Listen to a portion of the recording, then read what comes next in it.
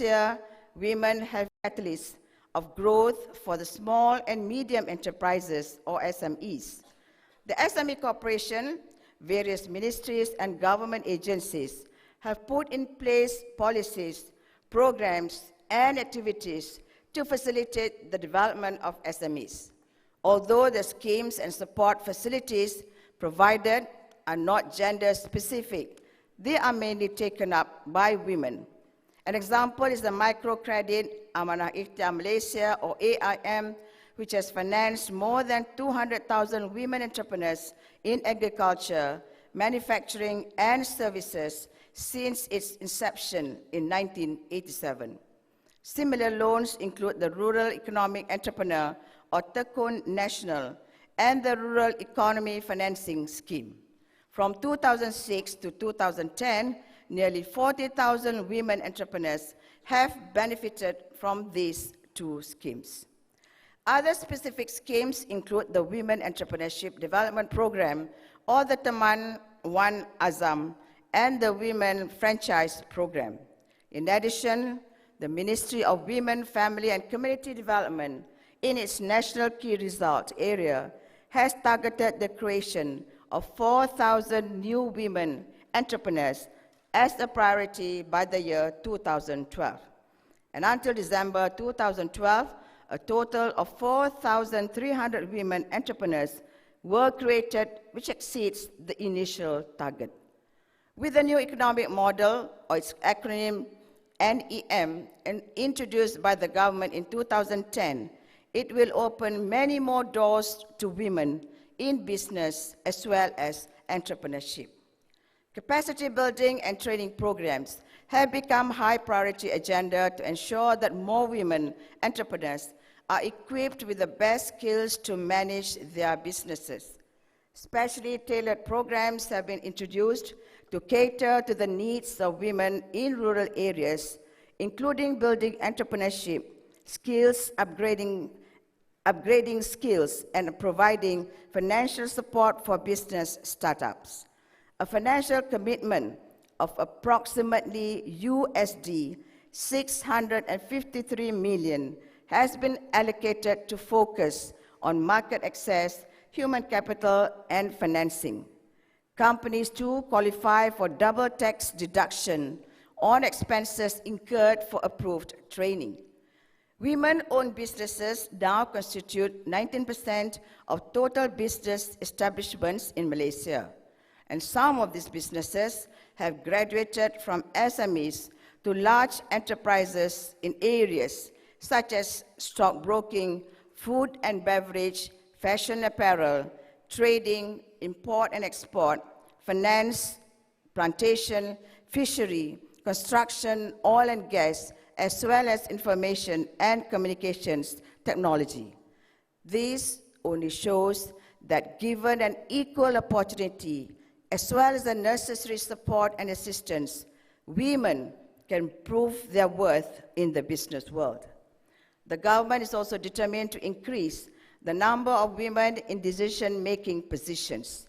The policy of 30% women in decision-making positions in the public sector was announced in 2004.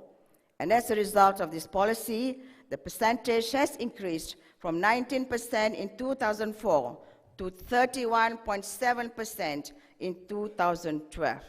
It is worth mentioning that 46% of our High Court judges are women, while 2 are Sharia court judges. The government further announced a policy of at least 30% women in boards of corporations by the year 2016. Recently, the Prime Minister further urged the government-linked companies and government-linked investment companies to promote at least 1 woman to their board of directors by the end of the year 2016. To ensure compliance, the Securities Commission in 2011 launched its corporate government blueprint that requires boards to establish a policy that formalizes their approach to diversity. And specifically, the policy should include steps to ensure that women candidates are sought as part of the recruitment exercise and disclosure in their annual report about the gender diversity policies and targets, as well as the measures taken to meet those targets. The requirements are further strengthened through the Malaysia Code on Corporate Governance in the year 2012 to ensure sufficient supply of qualified women for these positions, a structured training curriculum which include board readiness assessment, coaching, training on technical and soft skills, as well as longer-term mentoring program was implemented. A total of 220 women was trained in 2012, while the target for 2013 is another 500 women. Currently, 790 women have registered in the Women Directors Registry. Since January to August 2013, there have been a total of 52% of women directors on the boards of public listed companies. And as of December 2012, 9% of the board members and 28% of the senior management of the 17 main GLCs were women. Ladies and gentlemen, it is very clear that the achievements the Malaysian women have made do not just arrive on its own. We had to work very hard at it. And notwithstanding these achievements and contributions, there is still room for improvement. We have yet to reach a state where women maximize their economic participation, and women are still concentrated in low-skilled jobs and labor-intensive operations. With occupational segregation has declined, clerical work remains a female-dominated field. In 2008, male labor participation at 79% is far higher than female participation, which is at 46%. Women only account for 8.2% of the directors of listed companies. At present, only 3.3% of the chief executives of the top 100 companies listed on the Malaysian Stock Exchange are women. Women too tend to leave their jobs during the childbearing and child-rearing years, and many of them find difficulties in resuming their careers after opting out. The government has addressed some of the work-related issues faced by women. Childcare centers, flexible working hours, and adjustable career paths are some of the remedies. Other steps include re-entry programs for skills upgrading and retaining for women who have taken time off to raise their children, and giving women who have retired and are still able and strong to contribute the opportunity to do so. In tertiary education, although female undergraduates' enrollment is 60%, their concentration in science, engineering, and technology is still low. To be relevant in the innovation age, women must sharpen their skills and enhance their knowledge in the sciences, and at the postgraduate level, enrollment of women is lower than men, indicating that they tend to put their career in the back burner while concentrating on their families first. While the educators are mainly women in schools and female university lecturers are on the increase, the vice chancellors and head teachers are generally men. Going forward, the small enterprises should be expanded into large-scale and high-growth companies, and this requires strategic ideas, funding, expertise, as well as persistence. Women should boldly become leaders in high-growth corporations, fueling innovation and driving economic growth as required in the new economy. Programs to improve women's access and use of technology will help their businesses, and in addition, providing practical assistance such as consulting, support, technical expertise, and best practices will also go a long way in advancing their companies. Ladies and gentlemen, Malaysian women have come this far because they were focused from the outset on integrating women into the national mainstream of development. This dream took form and solidified in tandem with the growth of our country.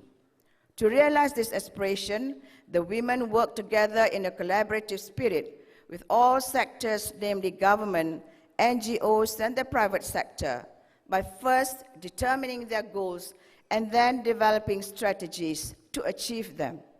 However, the journey has not been without its challenges. We must admit to several problems, flaws, and disappointments in the implementation of our ideas. But the important thing is our readiness to rectify, improve, and move forward. This, of course, requires hard work, resourcefulness, and wisdom. In the case of Malaysian women, wisdom was seen in the way they opted for a partnership rather than confrontational approach when seeking reforms. The partnership is not about taking over from the men, but being able to contribute meaningfully and in significant ways. It does work to your advantage when you support government initiatives, as the women's agenda can easily be integrated into development plans. I believe no organization nor country can flourish without considering the situation of the women.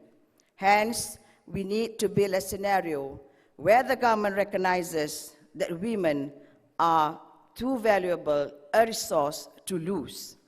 As the Prime Minister of Malaysia said at the Global Summit of Women in June this year, I believe that a country's success and stature should be gauged by the status it accords to women. We have begun to move from protection and representation to recognition and empowerment. Ladies and gentlemen, I hope the outcome of this forum will meet your objectives and enhance the advancement of women in Muslim societies. Women must strive to change their status on the economic, cultural, social, and political fronts through a strategy of empowering and maximizing their strengths. We must do this, but without neglecting our responsibilities as a wife and a mother. With commitment and determination, the glass ceiling can be broken or even shattered. I wish you all success for this conference. Wabillahi taufiq wal hidayah. Assalamualaikum warahmatullahi ta'ala wabarakatuh, and thank you.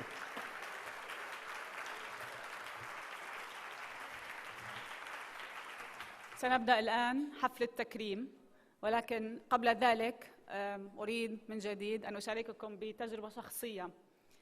So I love to travel, and for some reason I never thought of going to Asia.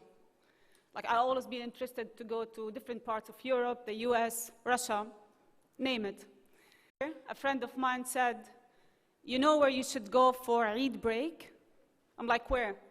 He's like, "You should go to Malaysia." And I did. I was really, really impressed. Beautiful country, amazing people, very friendly. Great food, for that matter. And well, being Syrian, I did not need a visa. So hats off to the successful Malaysian experience. وباسمكم جميعاً وباسم ملتقى قطر الدولي الرابع لسيدات الأعمال، اسمحوا لنا أن نكرم السيدة الماليزية الأولى داتن روزما منصور.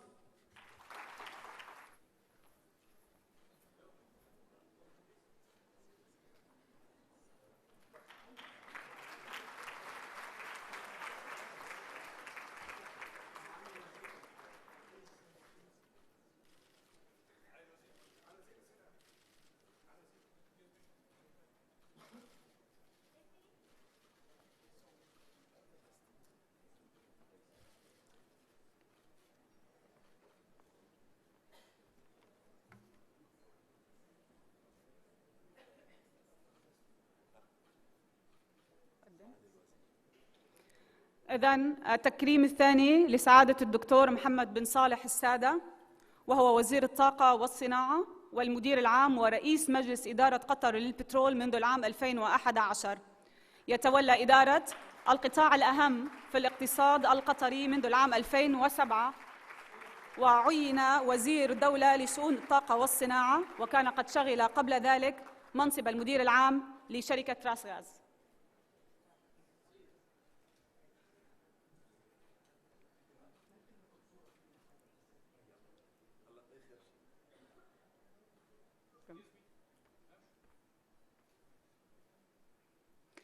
سعادة الدكتورة شيخة عبد الله المسند بذلت نفسها عبر أكثر من 3 عقود لتنشئة الأجيال الصاعدة في قطر، ولتشجيع ودعم تعليم النساء في قطر والخليج، وتوجت هذه الجهود بتعيينها رئيسة جامعة قطر في عام 2003. منذ تسلمها رئاسة جامعة قطر، وهي تعمل على تنفيذ برامج شاملة لتطويرها وتحديثها وجعلها مؤسسة تعليم عالي رائدة في المنطقة. كما تنشط سعادة الدكتورة المسند في عدة مشاريع ومجالات لتطوير التعليم في قطر، وهي أيضاً عضو في مجلس إدارة مؤسسة قطر وفي المجلس الأعلى للتعليم منذ العام 2002.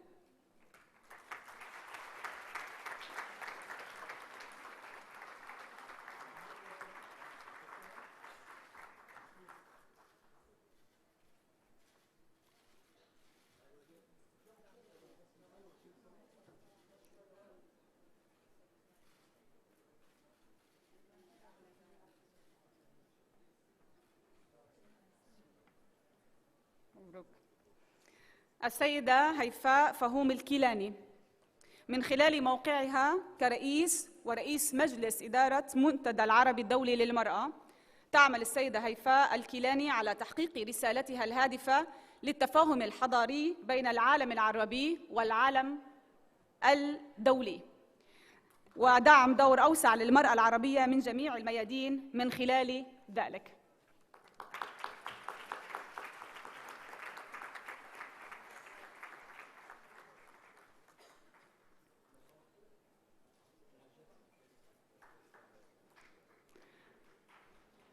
طبعاً السيدة الكيلاني نالت العديد من شهادات وجوائز التقدير العربية والدولية حتى الآن تقديراً لإنجازاتها، وتم اختيارها ضمن 100 مسلم قيادي في بريطانيا في عام 2007، ومن ضمن 20 مسلم قيادي في 2009. كما سمتها مجلة أرابيان بيزنس ضمن لائحة أقوى 100 امرأة عربية في السنوات 2011 2012 و2013، وضمن أقوى 500 شخصية أعمال عربية للعام 2013.